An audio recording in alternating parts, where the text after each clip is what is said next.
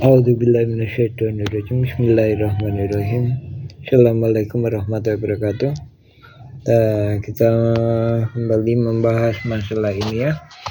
Kita membahas kenapa kita sangat sarankan melakukan mempelajari pemeriksaan putusan pengadilan secara lengkap. Karena dari sini para tergugat ini ntar kemudian ada yang aktif, ada yang pasif. Tapi jangan salah ya. Jadi jaringan ini juga ada yang di pihak yang aktif, ada yang pihak pasif, dan lagi ada yang di pihak yang tidak tergugat. Jadi semua lini ini dimasukin ini. Jadi semua lini dimasukin. Adapun ini berbeda kasus mafia tanah saling gugat di Tangerang ya. Kalau mafia tanah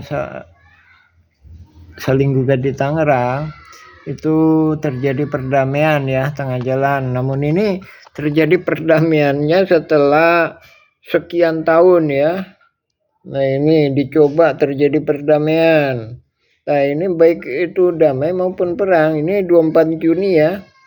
Ya ini berkas yang di ini perwakilan pihak tergugat sama perwakilan penggugat ya. Ini yang disobek-sobek sama warga ya.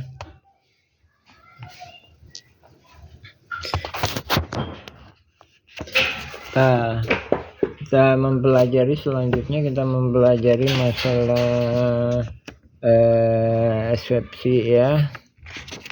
Kita mempelajari ini. Jadi ada kalanya kita harus memahami substansinya. Jadi substansinya ini kolusi mafia tanah saling gugat. Bahkan di sini juga ada kalanya mah dijelaskan. Jadi istilahnya semuanya juga eksepsi atau bantahannya jelas nampak, tapi substansinya beda gitu. Jadi harus di iniin ya. Jadi juga di sini dijelaskan bahwa meragukan. Jadi pihak tergugat meragukan keterangan bahwa penggugat itu punya hak ekondom verponding atas nama si Muller, Josh Hendrik Muller. Menurut tergugat di BPN juga versinya kan simongan, ya kan? Ini di BPN kan versi simongan. Namun jangan juga terkecoh pada ini sebagaimana demo anti hak barat, anti hak barat. Kita lihat di sini. Ini ya. Ini halaman 84 putusan pengadilan negeri halaman 84. Di sini juga menyebutkan ini udah ada motif nih Buraminten. Jadi Buraminten itu alas haknya juga hak barat, ekondom verponding. Malahan dia mengklaim yang 6,9 itu Buraminten ya. Sekalipun ditolak sama pengadilan negeri, tapi di sini motif udah ada loh ya. Dari sini motif udah ada. Dari sini juga menunjukkan kejanggalan bahwa sebenarnya tergugatlah yang bersiap lebih dulu, bukan penggugat. Di sini bedanya gugatan sama kolusi mafia tanah saling gugat apa? Kalau gugatan murni itu penggugat memperjuangkan hak. Tergugat pun memperjuangkan haknya. Tapi kolusi penggugat itu nggak yakin haknya sesuai dengan pasal UU PA bahwa batas akhir tahun 80. Sementara itu tergugat pun sebenarnya sama. Namun di demo-demo ini kan Terus apa penjelasan kami mengenai ini kan udah ditolak di pengadilan. Yang jadi masalahnya persiapan jaringan mafia tanah itu banyak.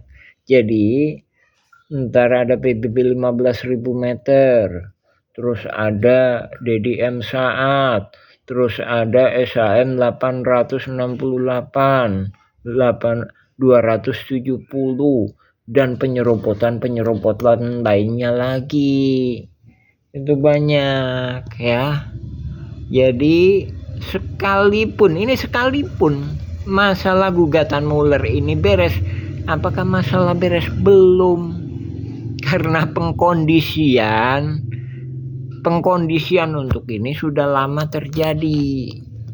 Itu jadi ini mohon pemerintah harapan gimana memikirkan ini untuk bisa dikondisikan, bisa diarahkan untuk batal demi hukum gitu.